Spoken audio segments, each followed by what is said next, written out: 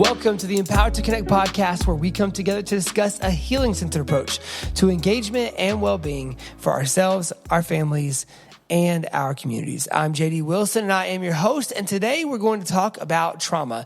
And if you've been listening to the show for a while, you might say, JD, you guys talk about trauma all the time.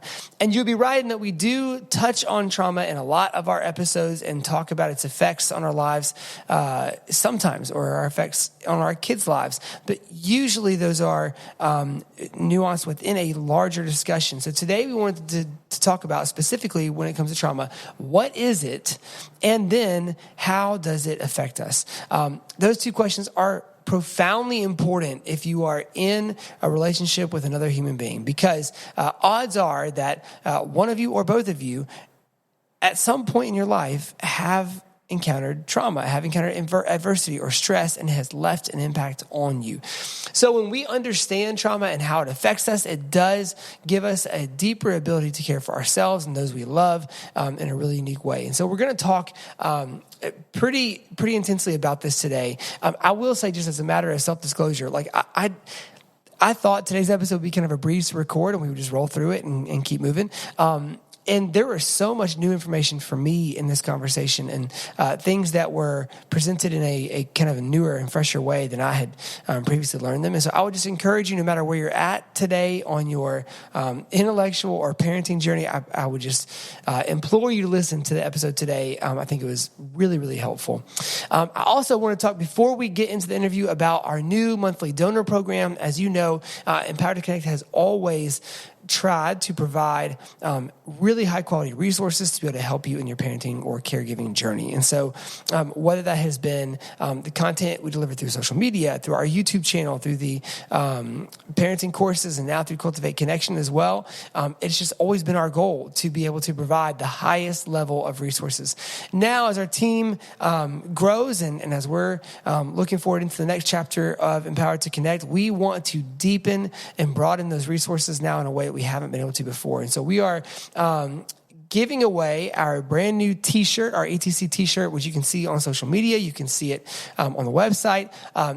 It is, I'll just say, incredibly soft, comfortable, and I'm not just saying that because I work here. I love this t-shirt. But we are giving that shirt away to anyone who chooses to partner with us in donating more than $20 a month to our monthly donor program. What this goes toward, obviously, is to help us be able to create the resources that we have wanted to create, and things that we've been working on for a while. Helps us to push those across the finish line. But I would say, more than anything, it increases our capacity to look at what is next and to continue, like I said, broadening and deepening the resources we've got, whether it be video or podcast or in print on our website, downloadables, printable posters, magnets, that kind of stuff that you can stick in your wall. All those things are on the way. But as you know, just to have high quality people who deliver high quality resources costs money. So we're asking you to partner with us. And then if you do choose to partner with us monthly for at least $20 a month or more, we will shoot you a ETC t-shirt. We've got them in stock, got them in the office right now, and they are awesome. So I encourage you to go to the link in our show notes below, or you can just go to empoweredtoconnect.org and click the donate button to learn more. Now, without any further ado, here they are, Tona Ottinger and Becca McKay.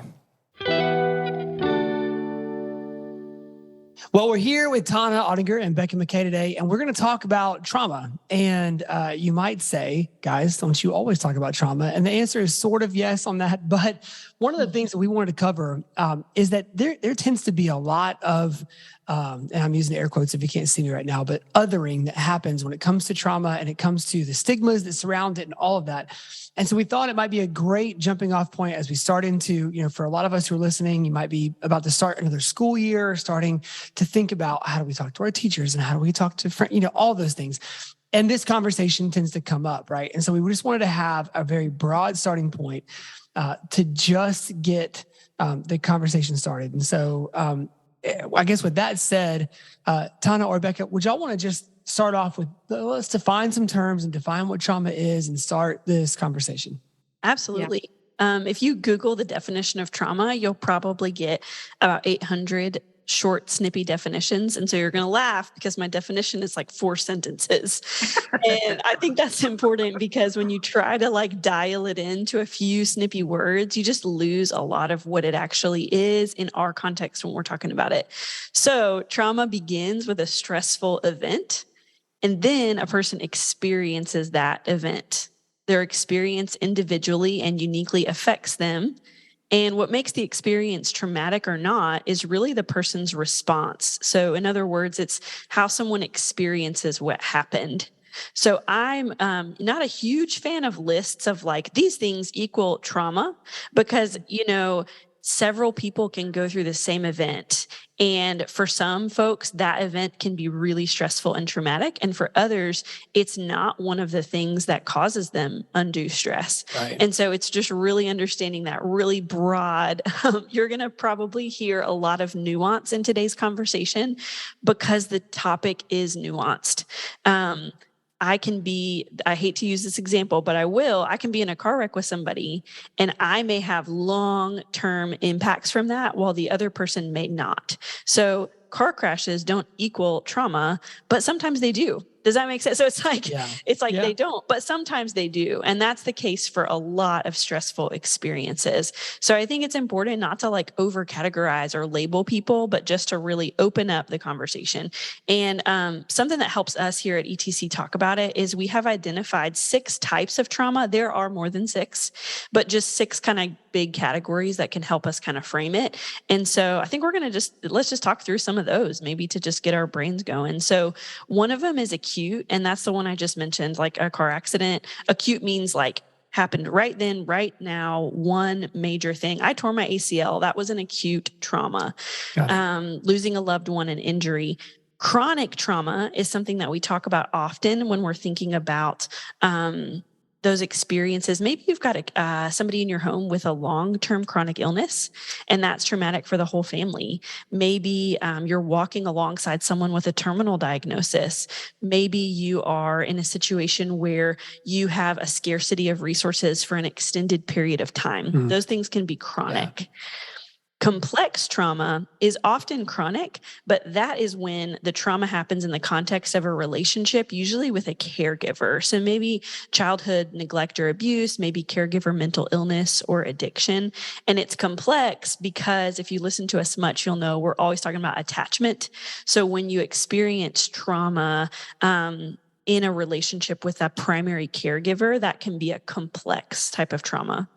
One that is often on my mind is the vicarious and secondary trauma. That's when you're witnessing other people's trauma. A lot of professionals experience it, but I think in our space, it's important to say like a lot of parents experience secondary trauma as well, and vicarious trauma. When you have to watch someone walk through something super painful, that can be secondarily traumatic to you.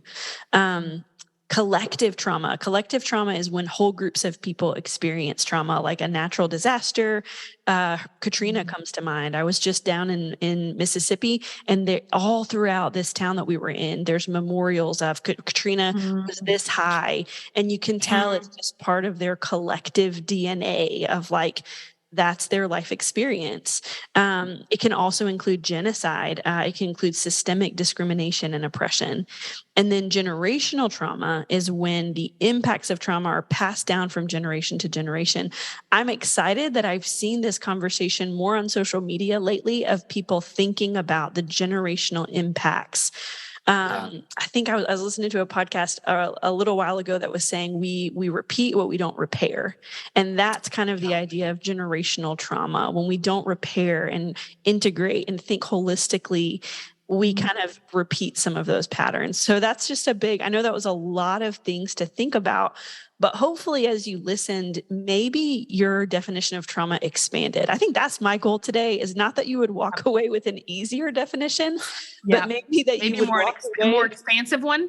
Just completely overwhelmed by it. It's bigger and more gray. Just a different lens of thinking about, that's a lot of categories. And there's more that I didn't mention. You know what I mean? Like there's just an unending list of stressful events that could be traumatic for folks. And so that's just to kind of start the conversation broadly, thinking about man, there's a lot here. There's a lot to be thought about. So I think one thing that I think about, and Tona, I don't know if you would, I don't know if I've heard you guys' perspective on this before. I was talking to Mo probably 9 years ago about this. We were drowning as parents, and I've shared this sort of story before. I was sharing with Mo, he's talking with me about trauma, and I remember telling him, hey, listen, the good news is, our oldest was adopted, at birth. And so, we kind of got to skip the traumatizing part. And he just sort of smiled at me and was really gracious the way that Mo is. And then he's like, I think you guys need to jump in this parenting class that we have. And right out of the gate, we're learning all of this. We kind of hear these definitions. We see this. We learn about trauma that happens in utero. And I'm sure we'll get there at some point in the next little bit. And I just started to sink in my chair and my stomach was filled with knots. And I was like, holy crap. Not only did we not escape it, like it is so much worse than I thought. And so then I'm already thinking about that. And we get a couple weeks down the road and then I'm reading about adult trauma. And I think even further, and I was like, well, crap, this affects me too. Like I've been traumatized a whole lot too. And I think that in a very, very weird way, there was this comforting, like, oh, well, we're all in this together kind of feeling that came from as Elizabeth and I sort of began to walk through this together. Realized, hey, we're all affected by this, and it's going to take all of us together, sort of working through it. And I don't know if that was y'all's experience or not, Tona, but that was definitely how we experienced it.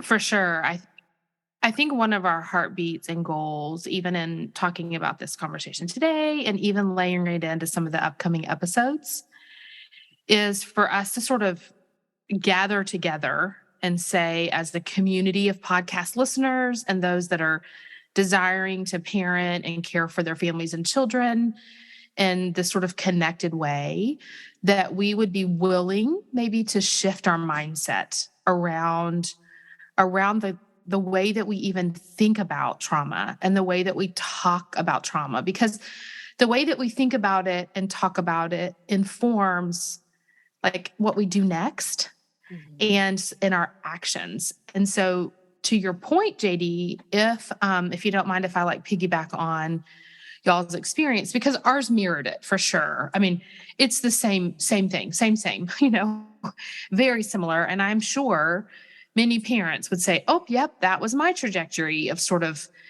shifting my mindset and coming to a deeper understanding of this idea. But when we think about like that mindset shift, it changes the way that we view reactions and interactions and connection and attachment and stress and adversity and behavior.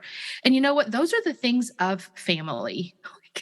The things of family are those things. Yeah. And so the way that if you can like go, okay, just let me take a deep breath. Like maybe let's like let some of the air out of the room a minute and just be like, actually, it feels harder and maybe a little bit overwhelming to think about this word trauma in this very holistic way on one hand. On the other hand, you could think about it as this like collective human experience. Yes.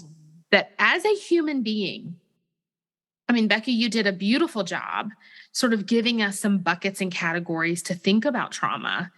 If you stepped away from this episode and did some self-reflection, you would find your own story reflected and mirrored through many of the things that we've sort of summarized at the beginning of the episode. Yeah. We could think about our own childhood. We could think about loss. We could think about relational struggle. We could think about this collective experience of a global pandemic. Our listeners that are in other countries, you could think about the struggles that you have had in your country. We could think about systemic racism and the impacts of that across family systems. Like this is like the stuff of living, really. So when Mo and I started our early parenting journey, and I think there was, I I want to give us a little credit. There might have been like a little bit of idea that maybe our kids had experienced some. We weren't even talking about aces back then, y'all. I'm not dating myself, but like, right, sure. if somebody had said, "Oh, my child has aces," I would say, "Well, where's the rest of their deck of cards?" Like the word aces was not part of our language when we started parenting. Okay. But I knew that they had experienced loss because we adopted all of our children. So our early experience of parenting was at least a little acknowledgement that there was some loss there. Yeah. But it wasn't until we started really understanding, the I don't want to say catastrophic, and maybe it felt catastrophic when I was beginning to uncover it. Okay, it probably did feel that way, but the tentacles of trauma, can I say it that way? That it sort of found its way into Mo and I's own personal lives, our marriage, our children. Then something shifted. Mm-hmm. There was like a massive, like a groundswell shift in our family structure, because it was no longer about fixing the children. Mm-hmm. It was no longer about repairing their pain. Yeah. It was about, this is like the place where grace and hope and humanity and forgiveness and relationship and goodness and restoration and growth live in us all right here together. It level set something. And I think I don't know where we would be as a family if we didn't allow this idea of we have all experienced things that cause us to react in ways that are not so becoming. Mm-hmm. Right. And everything shifted in the family, a groundswell mindset shift. Well, and I think that, again, that feeling can be so overwhelming, the realization of it. And then we talk about shifting away from wanting to fix our kids or fix the problem or whatever. Mm-hmm. In a bigger way, it's almost like we identify that that's where we were trying to go, and that really that healing process is not a 6-week class, 9-week class, an OT appointment or whatever. That healing process is what heals the whole family unit, right? And it's a whole lifelong journey of that. And we don't experience that restoration. We don't experience that healing if we're not all aware of what's going on and on that journey together. And so that was the biggest help for me was, okay, like it was breaking my heart the more I learned about trauma, seeing our kids and when those either behaviors or insecurities or whatever would make themselves shown, it was like, man, I hate this for them and I want to be able to take this away from them. That's every parent's desire. But it shifted that thinking from that to like that empathy would just flood in and allow me to then meet those needs in the moment. And then seeing that gradually that helped that kid to begin knowing how to navigate and thrive in those situations. And so I say that kid, those kids, all of us, like even for our Elizabeth and I relationship too. Like, and so, yeah, it is a complete paradigm shift. And if you're picking up on the fact that we are not specifying this to the foster and adoption world, if you're picking up, we're not specifying this to only those who fall in the more, traditional definitions of trauma, you're right. Like, because it would be our assertion that this is, that this does affect all of us, right? And if we're aware of it, it informs how we engage with each other. Yeah. And I think I'm hearing you guys talk and I'm thinking when I first learned about trauma and what trauma does, it was in the context of this is how this affects the kids that you're working with. And that was my context at the time. And it was really helpful and life-changing. And I think it made me a more compassionate social worker at the time. But my journey wasn't done. Like that wasn't the end of my learning, thank goodness. Yeah. Because I think if that's where I had left it, I would have missed out on, you called it the tentacles, but almost just like the reaching out of it. So then, fast forward to, I was at a conference in Budapest, Hungary, and I was listening to someone, I grew up overseas, and I was listening to someone talk about the experience of third culture kids. And I was hearing it. And I was a leader at this conference, like for the youth or whatever. And so I was like, not there to learn anything. I was there to lead. And I'm sitting in this room and the speaker is talking about the grief and loss associated with living cross-culturally. I lost my mom at a young age. And so I know that about myself. And I had connected a lot of my personality traits to that loss because it made sense to me. Well, I was sitting in this room and she's sharing, and every single thing that she says on every single slide about living cross-culturally was me. And I was like, oh my goodness, if I think about my life, never thought my childhood was stressful or traumatic. And I'm grateful for my childhood. I had incredible parents, but living cross-culturally brings with it stressful events. It brings with it a lot of transition. It brings with it loss and grief. And it took someone else, it took me flying across the world to go try to help some other kids to see myself in that room. And so I just feel like that's what I'm hoping. I hope that if you are hearing this information and you've got a kid in mind, what I hope will happen is what happened to me in that room. Like, I hope that you'll think back and you'll go, oh, me too. Like, and stuff that I didn't even think of as traumatic. Like, I never thought my childhood was in any way, shape, or form stressful until I lost my mom. I had pinned everything onto that event. And I didn't know about all these deeper categories. You know what I mean? And so I just think it's like that aha moment, that light bulb moment of, I love the ACE study. It was groundbreaking because it made the medical community aware that there's physical impacts. But I love it, and I have a love-hate relationship with it because it's a list, and they're researchers. They had to pick specific things. You know what's not on that list? It has parents incarcerated. Do you know what's not on that list? Parents being deployed for the military, parents being truckers and leaving the house. Like it just has one category because you have to, in research, be really specific. But I think my hope, just as I continue to learn and grow, is just to be more self-aware, like of how have my life experiences impacted me, like consciously and subconsciously, and how can that make me a more compassionate person? And how can I stop going to like, I'm going to do this because you are that kid who needs this intervention? And how can I just think about, hey, I have no idea what people in my life have been through. Why can't I treat everyone with the same level of compassion and understanding? Why can't I treat everyone with the same level of empathy and support? That's kind of been my like journey with this content.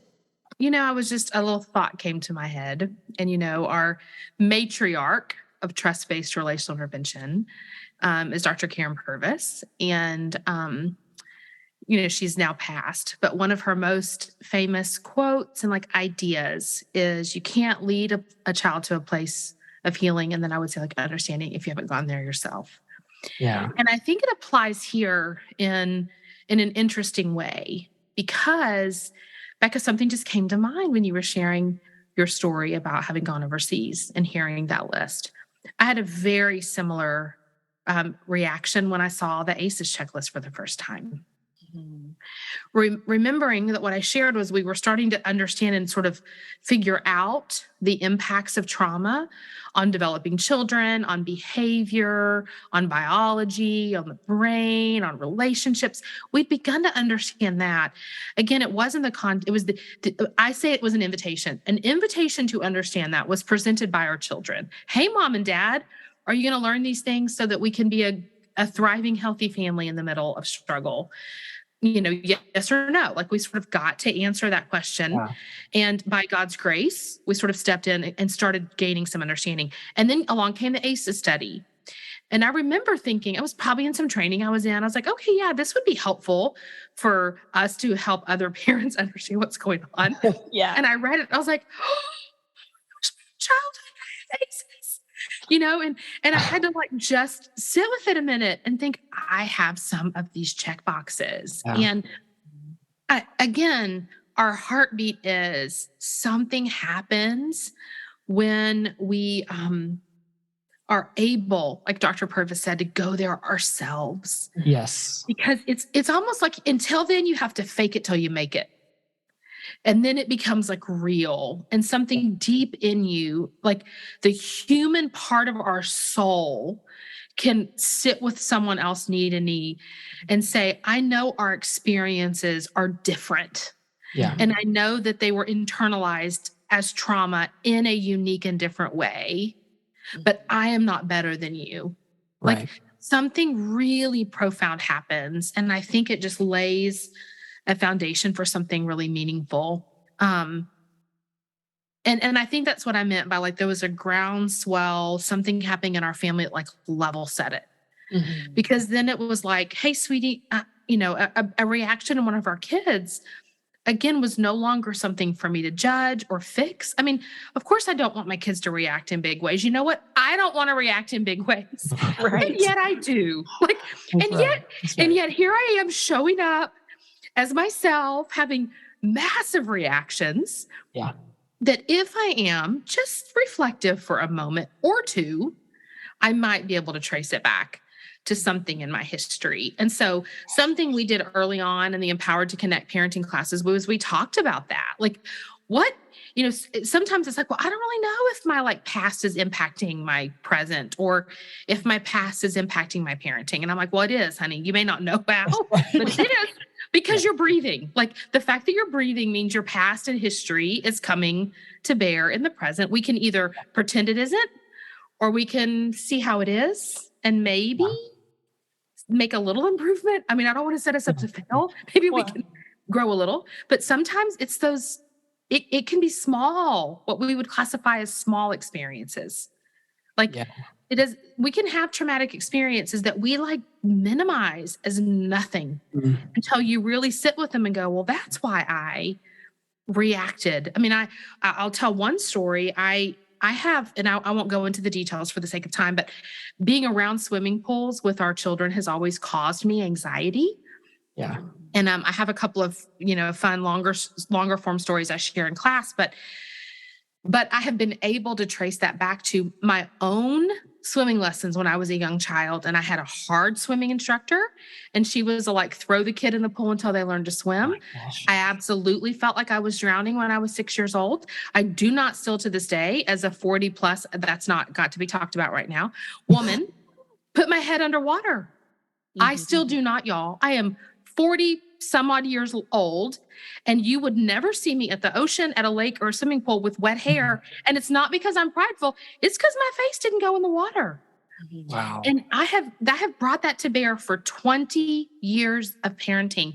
I still have to find my deep breath and get into the deep end with our youngest kids to play. 40 years later, y'all. So it can be things that aren't what you would classify as something until you go, oh, that's something, that's part of my story. Well, let me ask you this, because some of the things we're describing are things we would have been affected by, where there's not some kind of like person or thing at fault where we need to go back and face that and reconcile with that person or hunt them down. And obviously sometimes we do need to go back with a person, but if you will, can we talk through just kind of some of these? I know I used to call them little T traumas or big T trauma. Like we would separate them out that way. But some of the things that have affected us don't necessarily need the psychiatrist or the counselor's help. It just requires some introspection. Am I right about that? Right. It's me going, oh, I've named that. I mean, y'all, there is so much power in just naming something. Just like giving it like maybe the attention it deserves to be called something hard. Like it's okay. And we don't have to live there. We don't have to get lost there. We don't have to like or dig into shame because of it. Right. We don't. But just naming something that is and acknowledging it with your parenting, partner, friends, other adults, your own children when they're old enough to understand, like just bringing some of your past history into the light is sometimes what you've got to do. Now, I'm not going to say that I don't still react. I don't have a desire to react, but it is not in control of me at the swimming pool anymore. Right. I'm able to go to the lake with my family and have my sister-in-law there and be like, hey, Mandy, I don't feel comfortable in the lake. That isn't something that feels good to me. I don't feel safe. I really appreciate you swimming with the kids. And just being able to like name that in the moment is so empowering. I feel like I'm empowered over like something that was hard for me. That is a little example. I have so many others, but that's like sometimes I can't make it not happen. I can't stop my physical reactions for self-protection. protection. Like our bodies are wired to protect themselves. So my body is having a physiological response to getting in the water, and I don't need to shame myself for that. Yeah. Like, thank you, body, for telling me you think we drowned when we get in water. Yeah. Thank you. Now, if I wanted to, I could push through that and take adult swimming lessons and go through the motions and get underwater and sort of conquer that fear, but I don't really want to. I don't care. It's fine. So I get to like decide what I want to do. Well, that's and I think go ahead, JD. I was going to say Becca might have an idea.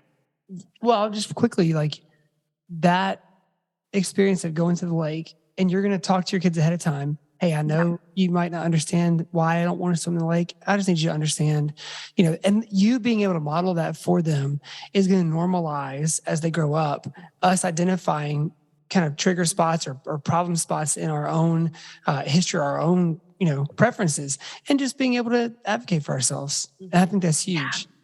Yeah. Thanks for that. I just think it's everywhere. When you start to pay attention, it's like you don't see it. And then as soon as you start to see it, you see it everywhere. You see it in every interaction. You see it in your family of origin. You see it in your work relationships. You see it in your friends and family relationships. I think a lot of us have been taught to power through a lot of things.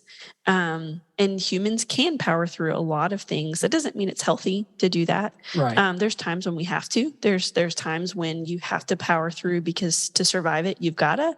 But I think that our cultural mindset is often like, you should power through everything always because efficiency is the most important thing.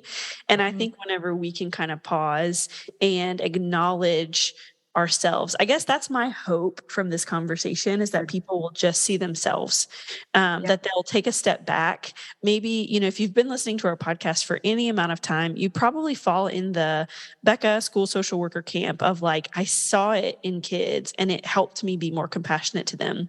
But I hope you'll keep walking on the journey and be compassionate to yourself, to your spouse if you have one, to your parenting partner, to your community, to your, maybe even your boss, maybe your coworkers. I, as a young professional, have known a lot of people who had really, really tough traumatic experiences at work. I think that's a whole other conversation, but a lot of people are in high stress work environments and they're not thinking about the physical effects that that's having on them, the relational effects that that's having on their family. And so we often push until our body says no. And I think if we can take a step back and be more proactive at looking inwardly and reflecting and trusting our friends and family to like call us out if we need to set different boundaries. But that's just my hope, is that we would extend the compassion that we have for others to ourselves, and that we would not, I don't know, I'm afraid that the label of trauma can sometimes make us judgmental towards kids or have really low expectations, or be just very dismissive of them, or like, oh, well, that's just trauma, so Billy can't, blah, blah, blah, versus like, really, you said it, JD, we're all in this together. Like, we are all human. So let's look at all of us together as humans. So I guess that's my hope kind of as we're kind of winding down, is just, man, we're all human. We all deserve that same amount of grace and respect. And we can all look. I would say just start looking for it. Look for the ways that stress has impacted you or is impacting you right now. And not that you have to fix it tomorrow, but like start to pay attention and notice it. And when there's little shifts you can make to be healthy, make those shifts. Tell your kids, hey, we're going to go to the lake. I'm not going to get in the pool. Set the boundary, make the conversation happen. Hey, we're going to enter into this situation that's really tough for me. As my friend, I want you to know going in why I'm stressed. Like just those little heads ups, those little tweaks. Something's coming to my mind when you're talking about that. And it's that posture of curiosity, of like extending. We talk about that a lot. Like when you're thinking about a kid's behavior, like be curious about the why. Well, what if we just started doing that with ourselves and the people that we're in relationships with or in community with? And it's not a judgmental why. It can be a why full of like curious compassion. And we may not know the answer, but I think just a posture of like, man, I wonder what's happening there, what's going on there. And then kind of go, oh man, it really does go back to like seeing ourselves reflected in like the essence of other people's struggles and behaviors. And something just, it like, almost like that curiosity and empathy really is the antidote to judgment. Right. And I think when we are moving towards something to fix it, we have judged it as broken and needing fixing. Yeah. So there's something there that like is the antidote to judgment. And then we become like co-laborers and like growth, or something. Like it's just a different posture. It's a different mindset. I think about, being someone that comes from the Christian faith. There is an allegory that's written by Henry Nouwen. It's called The Wounded Healer. And it's a picture of Jesus healing his own wounds before he goes out to the city gates to heal, like to bind up other people's wounds. And when I first heard that all the years ago, I was like, that's what this thing feels like to me. Like if I just sort of bring it back to parenting, that our children have pain and they have wounds and they have things all children do because, again, they're human, right? Not mine more than anybody else, just being person. And I have them too. So taking care of ourselves and acknowledging that and being able to sort of give ourselves that care and nurture and then extending that out to the community, I think can be really powerful. I think it could be really beautiful and transformative and redemptive. Yeah. Yeah. Well, and just that whole picture of like, Dr. Purvis said it, but there's I can remember hearing this as a sports analogy for leadership all the time. Like that you can't lead a team where you haven't gone. You can't lead yourself where you've never been before. And so like the idea of us needing each other allows us to go further than we can go by ourselves. And then when that's modeled again for our kids, that we're acknowledging hardships, we're acknowledging things that have hurt us, and we're talking about those hurts, and we're talking about the ways we've been affected by it, and then also continuing to put one foot in front of the other as we don't walk around or run from those things, but we walk through them. Again, you're normalizing and taking so many of the things that did affect us away, because you're giving kids the ability to see how to interact with them as they come, as those challenges come. But you can't stand by the side just with the ACEs sheet as a cheat sheet and look and go, okay, so now I need you to try this. If we've not been there before, we have no idea how to lead our kids through it. And so I have one closing thought that I do want to make sure we say together, and then I'd love any closing thoughts from Becca. If you're listening and you are feeling maybe a little overwhelmed by your own past history and story, and maybe the complexity of your past trauma, I think my encouragement would be that none of us are without hope. And you can be a wonderful, beautiful, compassionate, present, connected caregiver and parent. That whatever has happened does not limit your ability to show up in really beautiful and profound ways to your children.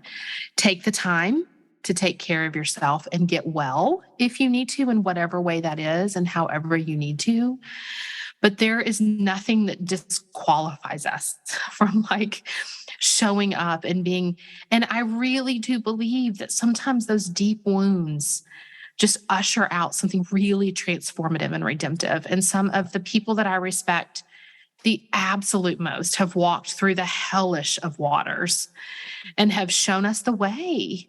So I don't want to minimize. Tona told a little story about, thinking she was going to drown when she was 6, and I've gone through X, Y, and Z. Right. They don't have, trauma's not compared, but none of it disqualifies us from just being like a beautiful, amazing, capable, strong, and resilient parent and caregiver. Becca, what are your closing thoughts? My closing is, if you're not overwhelmed, if you're like, you guys are being a little dramatic, I'm fine. Everything's fine. I would say, if you tend to dismiss, just like pause and look at your relationships, look at your experiences, and maybe be willing to get a little uncomfortable. Be willing to be a little uncomfortable. Be willing to admit that did hurt my feelings when such and such happened. Mm-hmm. And I think we kind of tend one way or the other. We can get overwhelmed or dismissive. So if you're listening and you're like, y'all are being a little bit dramatic, that's a little excessive. I would say, I hear you.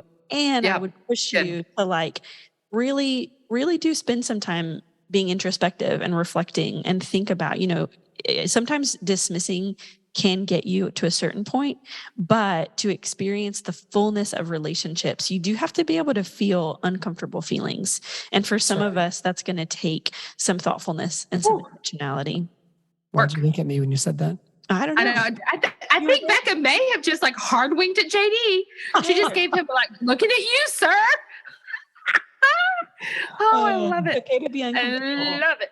Everyone. She's like, so currently Tona's being dramatic and JD's running for the hills. So Becca is going to offer some balance to the conversation. Right. Oh, I love it. Doesn't feel like it's okay to be uncomfortable. Oh my goodness. It's very uncomfortable. It does. That's good. It does. Yeah. I appreciate y'all. Yeah. Likewise. This is great. And we'll obviously, you might feel like, okay, well, that's it. That's just like an overview. And yeah, that's right. Because that's where we're starting. More episodes to come. We're going to talk a lot more in depth. And this is we could do a 2-year series on this and have 100 episodes on this particular topic, and we would just be scratching the surface of it. And so just know we might not be able to give the complete exhaustive answers that you're looking for in depth in a hyper particular situation, but we are going to talk about a lot more issues that do affect a lot of us in the coming weeks. And so we hope you'll stick with us. And so, guys, thanks. Thanks, JD. So now we're going to go have a really fun day, JD. Here we go. No, I'm just teasing. I appreciate y'all. Thanks for letting us hold this space together. Yep. It's good to do it in relationship and community. So I hope the listeners have a blessed day.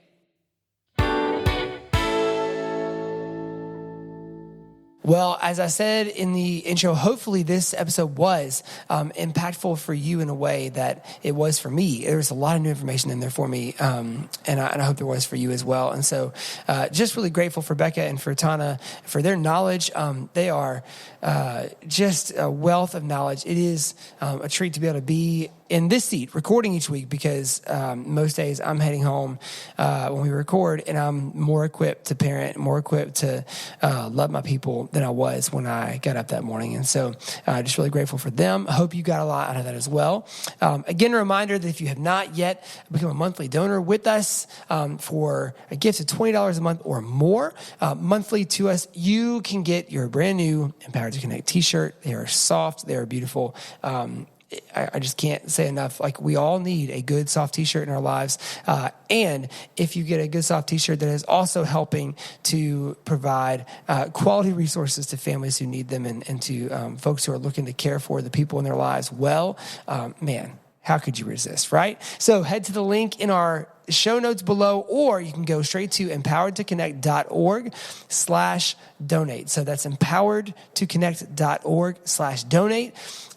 Or you can head to the link in our show notes below. You can find us on social media as well at Empowered to Connect on Instagram and Facebook as well. So, that's all we've got for today. We've got some really fun interviews coming up in the coming weeks, and just some great content in this world of trauma that we are currently talking about. And so we're excited to bring those to you.